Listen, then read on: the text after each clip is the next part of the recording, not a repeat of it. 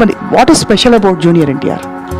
చిన్నవాడైనా కానీ వేగంగానే అడుగులు వేస్తూ ఉన్నాడు. ఎన్టీ రామారావు లెగసీ తోటి ఇంకొక 10 yearsలోనే ఎంతో he will reach double of original NTR's fame. ఈ చూసినప్పుడు నాకు ఇంకా అర్థమైపోయింది, ఇంకా చరిత్రలో ఇలాంటి వాడు పుట్టడు అని అర్థమైపోయింది ఒక్కదానికి.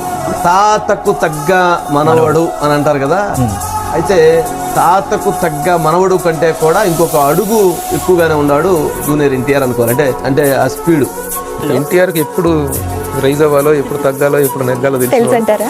ఎన్టీఆర్ దేంట్లో అయినా టాలెంటెడ్, ఏదైనా చేసేయగలడు. తన నటన, తన భాషా నైపుణ్యం, అట్లాగే తను ఆలోచన విధానం. ఆ సినీ ప్రపంచ చరిత్రలో అంటే నాకు తెలిసిన ప్రపంచంలో అన్ని లాంగ్వేజెస్లో ఏ క్యారెక్టర్ అయినా తను చేసినట్టయితే ఎవరు చేయలేదు, చేయరు. పని కట్టుకొని లాగేటోళ్ళు ఉంటారు. నాకు తెలిసి దేవుడు ఇవన్నీ చూస్తుండే అనుకుంటా, అందుకే మా అన్నని పంపించిండు నాకు వెనక సపోర్ట్గా. అన్న నువ్వు నమ్మవు, నిన్నటి దాకా నాకు ఇక్కడ దాకా టెన్షన్ ఉండే, ఈ రోజు నుండి నివేదిత చెప్పినట్టు నాకు బ్లాక్ బాస్టర్ ఆల్రెడీ స్టార్ట్ అయిపోయింది. దాని తోడు junior NTR is very big super star. దాని మీదే ఫోకస్డ్గా ఉండి వివాదాలకి అతీతంగా ఉండటం, ఇవన్నీ కూడా తనని ఒక సక్సెస్ఫుల్ దీంట్లో తీసుకెళ్తాం. మీ అందరి ప్రేమ పొందాను, మీ అందరి వాత్సల్యం పొందాను, మీ అందరి అభిమానం పొందాను. ఈ జన్మకి ఇది చాలు, ఇంతకంటే నాకేమీ అక్కర్లేదు.